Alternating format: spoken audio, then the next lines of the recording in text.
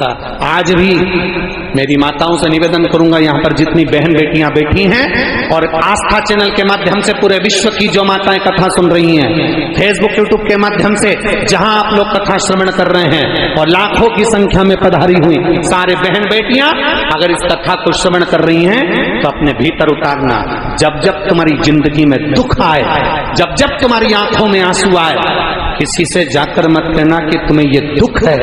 एक चावल का दाना लेकर जाना, अशोक सुंदरी का स्पर्श कराकर भगवान शंकर के शिवलिंग पर आखा मतलब टूटा हुआ नहीं, पूर्ण अक्षत शिव को समर्पित करना। ज्यादा से ज्यादा 8 दिन 15 दिन 20 दिन बाबा को चढ़ा कर देखना, तेरी आंख में आंसू नहीं रहने देगा मेरा भोलेनाथ, ये निश्चित।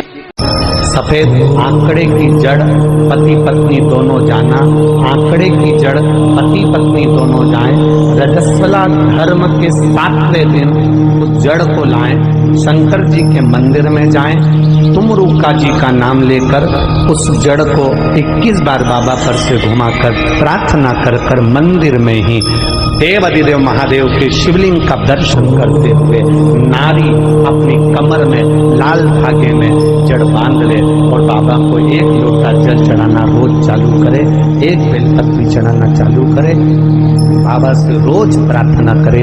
कभी बेलपत्र सेवन करते बन जाए तो करो, नहीं तो जल चढ़ाकर आचमन करो और बाबा से प्रार्थना करना, बाबा सबको दिखा लिया, सबके सामने झोली फैला ली, ना जाने कहां कहां जाकर मैंने सिर झुका लिया, अब तेरे भरोसे पर हूं, कहीं नहीं जाऊंगी, अब गोदी में संतान देगा तो तू देगा।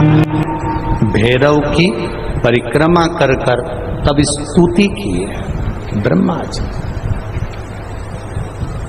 भैरव की परिक्रमा, हनुमान जी की परिक्रमा, भैरव की परिक्रमा, शंकर भगवान की परिक्रमा, शिव जी के जितने रुद्र अवतार हैं, शंकर भगवान के जितने अंश अवतार हैं, इन सब की परिक्रमा का भाव 3 परिक्रमा का।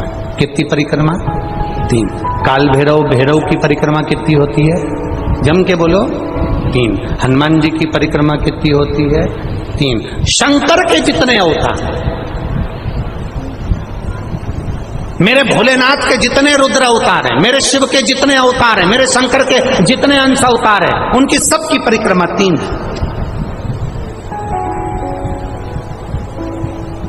सबकी परिक्रमा 3।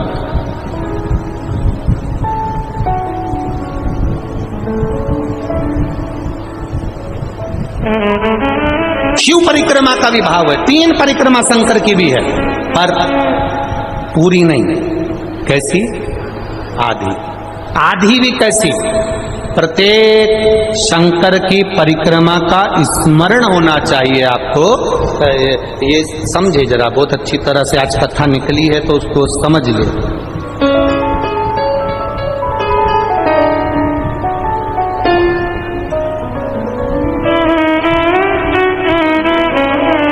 जैसे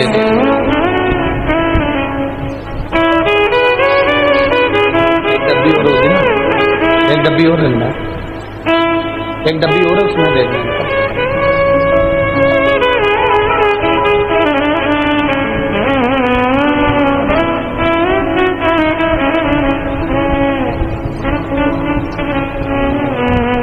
जैसे ये शिवलिंग है, बहुत सावधानी से समझना, सावन का महीना है, बहुत प्रेम से समझिएगा। शिव की आदि परिक्रमा जो हम करते हैं, उस परिक्रमा का फल हमें बाबा कब प्रदान करते हैं वो समझने वाला विषय, ठीक है। ये शिवलिंग, ये जलाधारी, ये भगवान के चरणारविंद जहां गणेश, कार्तिकेय, अशोक सुंदरी है, उस स्थान का। अब मंदिर के बीच में गर्भगृह में ये शिवलिंग रखा है। हम जब परिक्रमा चालू करते हैं तो यहां से यूं गए और यहीं से हम वापिस आ गए, वापिस हम यहीं से आ गए। शंकर की परिक्रमा पूर्ण कब मानी गई? आधी परिक्रमा को पूर्ण कब कहा गया? शिव की परिक्रमा को हम पूर्ण कैसे मान सकते हैं? हम कहते हैं हमारे शास्त्र कहते हैं कि शंकर की 3 परिक्रमा करो या भगवान की 3 परिक्रमा करो या देवता की 3 परिक्रमा करो। परिक्रमा का फल कब मिलता? परिक्रमा का अंश फल कब मिलता? शिवलिंग जलाधारी मंदिर के बीचों बीच है। जब मंदिर के बीचों बीच है, नंदी बाहर है, आपने परिक्रमा करना प्रारंभ करा, पूजन करने के बाद यहाँ तक गए, यहाँ से पानी बहता है, जल बहता है, तो हम इसको लांघते नहीं है, नहीं लांघते ना, इसको लांघते नहीं है। जब हम परिक्रमा करने के लिए यहाँ तक जब पहुँचते हैं, पहुँचने के बाद यहीं से थोड़ा सा पीछे हटकर हमको शंकर के शिवलिंग के वहीं से खड़े होकर नंदी का दर्शन करना चाहिए। जब हम परिक्रमा कर कर वापिस लौटते हैं, नंदी का इस शिवलिंग के सम्मुख से जब बाहर बैठे नंदी का हम दर्शन करते हैं और वापिस अपनी जगह पर आकर खड़े होते हैं, तब हमारी परिक्रमा एक पूरी मान ली जाती है और उसका फल हमें प्राप्त होता है। उस परिक्रमा का फल, हाँ, हमने शंकर भगवान की परिक्रमा करी, किसी ने कहा आदि परिक्रमा करो, हम यहाँ तक गए, यहाँ से लौटकर वापिस आ गए। उस परिक्रमा करते समय हमने नंदी का दर्शन एक बार भी नहीं करा। अगर नंदी का दर्शन नहीं करा तो उस परिक्रमा का कोई फल हमें प्राप्त नहीं हो सकता। उस परिक्रमा का कोई फल हमें प्राप्त नहीं हो सकता। अब 3 परिक्रमा हमारा वर्णन किया, तो 3 परिक्रमा क्या करोगे? यहाँ वापिस आओगे, यहाँ वापिस जाओगे क्या? बोलो जम के, वापिस जाओगे क्या? नहीं। 3 परिक्रमा शंकर भगवान की जो वर्णन करी गई, यहां से चले, यहां पहुंचे, पहुंचने के बाद आपने यहां शिव जी का शिवलिंग के वहीं से नंदी का दर्शन करा, फिर वापिस पलटे, फिर नंदी का दर्शन करा, फिर पलटे, फिर नंदी का दर्शन करा।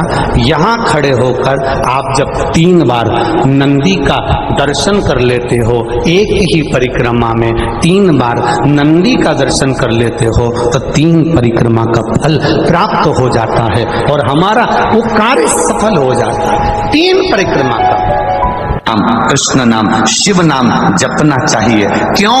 वो जो गया है वो अटारी पर 10 दिन तक, गरुड़ पुराण कहती है, वो जीव रहता है। 10 दिन हम जितना भजन करते हैं उस जीवात्मा को प्राप्त होता है और उसका कल्याण हो जाता है। पर भजन कोई नहीं करता, सब गए, बैठे, उठे, चल दिए, बैठे, माला चढ़ाई, फूल चढ़ाया, चल दिए। पर कोई ऐसा नहीं होगा जो थोड़ी देर बैठकर राम नाम, कृष्ण नाम, शिव नाम भजन करता हो।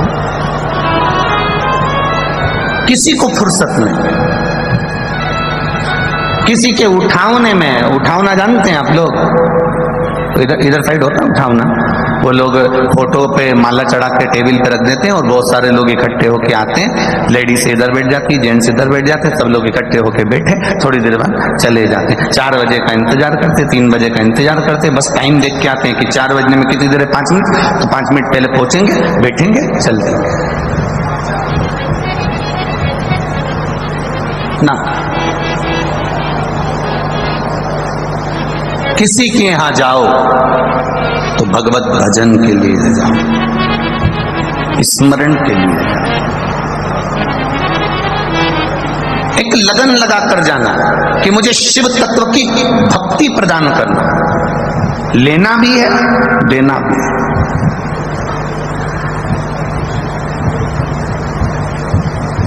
और जब शिव तत्व की भक्ति हम प्राप्त करेंगे तो हम किसी को दे सकेंगे।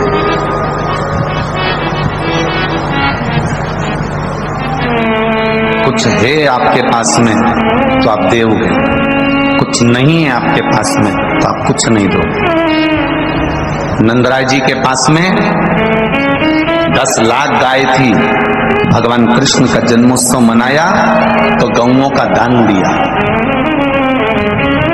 राजा जनक जी के पास में माणिक रतन थे, बेटी सीता जी का जन्मोत्सव मनाया तो माणिक रतन दिए।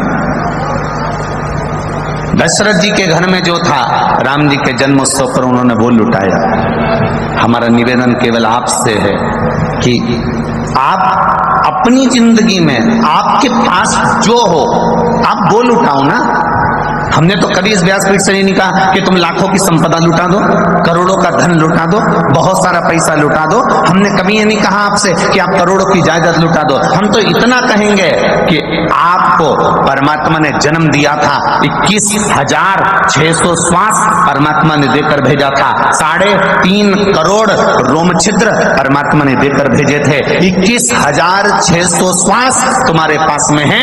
आप धन मत लुटाओ, आप संपदा मत लुटाओ, आप वैभव मत लुटाओ। आपसे तो केवल इतना निवेदन है, 21,600 श्वास जो परमात्मा ने तुमको दी है, उस 21,600 श्वास में जो तुम राम नाम, कृष्ण नाम, शिव नाम ले रहे हो, वो भजन दुनिया को लुटाने का कार्य प्रारंभ कर दो। जीवन का एक आनंद की अनुभूति अपने आप आपको प्राप्त हो जाएगी।